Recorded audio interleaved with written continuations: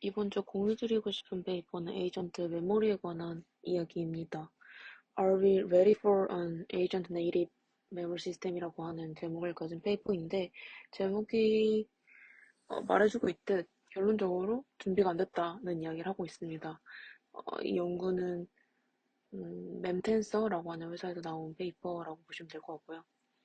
한 문장으로 요약하면 에이전트 메모리를 어, 단순 좀 추상적인 어떤 파이프라인으로 치부하는 게 아니라 하나의 데이터 관리 시스템으로서 보고 현존하는 최신의 에이전트 메모리 시스템 12개 그리고 뭐 기본 베이스라인 2개 정도 해서 총 14개 정도로 비교했던 것 같긴 한데 아무튼 12개 메모리 시스템 12개를 완전히 동일한 테스트베드 위에 올려놓고 처음으로 싹 다 테스트해본 어, 일종 서베이 페이퍼를 포함한 실증 연구라고 봐주시면 좋겠습니다. 말씀드렸던 것처럼 결론적으로 준비가 안 됐다는 이야기를 하고 있고요. 여기서 옛날에, 그러니까 모티베이션으로는 옛날의 메모리 시스템은 단순하게 레그 정도만 하면 됐다고 합니다. 그러니까 메모리라고 저장을 해놓은 어떤 러 테스트가 있으면 그걸 이제 필요한 때 제대로 이제 검색해서 붙이는 수준에 그쳤다고 한다면 이제 현재의 에이전트 시스템을 써야 되는 메모리는 조금 더 복잡하고 어렵다라는 이야기고요.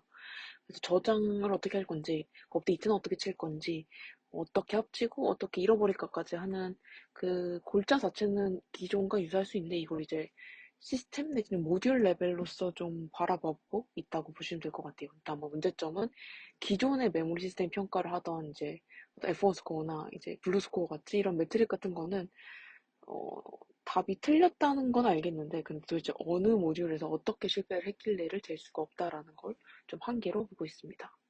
그래서 보시는 것처럼 여기서 살펴보고자 하는 극 최신의 메모리 시스템 12개, 14개 정도를 가지고 와서 이거를 이제 RSQU라고 하는 각각의 모듈을 분해를 하는데요. 보시는 것처럼 이제 왼쪽이 두 계열, 그러니까 메소드 옆에 왼쪽 두 계열 메모리를 어떻게 레프레젠테이션을 하고 스토리지 할 건지 그리고 어떻게 익스트랙 할 건지 익스트랙 했으면 그걸 어떻게 레그해서 라우트 할 건지 그리고 그걸 어떻게 유지, 저장, 관리할 건지를 모두 분리해서 각각의 시스템을 분석 비교했다고 볼 수 있겠습니다.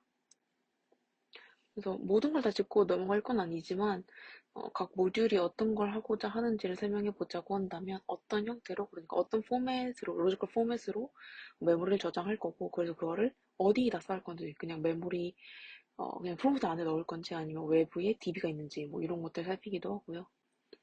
뭐 메모리를 어떻게 익스트랙트 할 건지에 대한 부분 그리고 리트리브 한다면 그 리트리브에서 어떻게 어디에다가 줄 건지라고 하는 부분들 포함되고 있다고 봐주시면 될 것 같고 마지막으로는 그래서 이거 어떻게 저장할 건지 뭐 CRUD라고 하는데 이런 거 어떻게 할 건지에 대한 걸 다 분해를 합니다. 저희가 모르고 있는 내용이 아니라 기존 시스템의 각 모듈을 다 분리해서 펼쳐서 봤다는 게 좀 의의인 것 같고요. 보신 것처럼 5가지 리서치 퀘스천을 가지고 실험을 돌려본다고 보시면 되겠습니다. 라고 했을 때 첫 번째 RQ부터 살펴보면 뭐 모든 RQ를 다 디테일하게 살펴볼 수는 없겠지만 RQ를 하나씩 살펴보고자 하는데요. 첫 번째 RQ는 이제 메모리 시스템이 정말 태스크의 성능을 좋게 하는가, 뭐가 제일 잘하는가를 보려고 했는데요.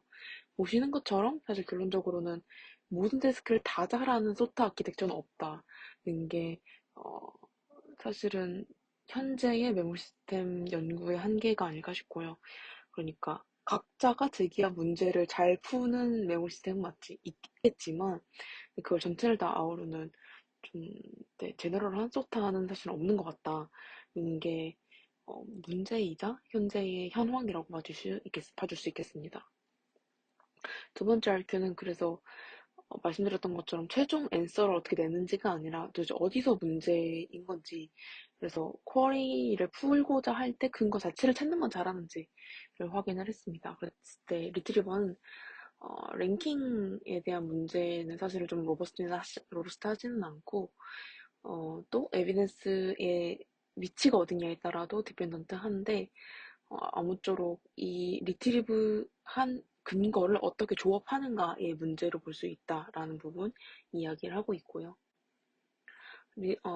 RQ 세 번째 같은 경우는 사실은 메모리가 가지고 왔는데 사실은 서로 상반된 내용을 가질 수 있고요. 이걸 할 때 그 전제로 하고 있는 부분은 최신 이것이 정답이라고 판단을 합니다. 그렇다고 했을 때 그걸 잘 하는가?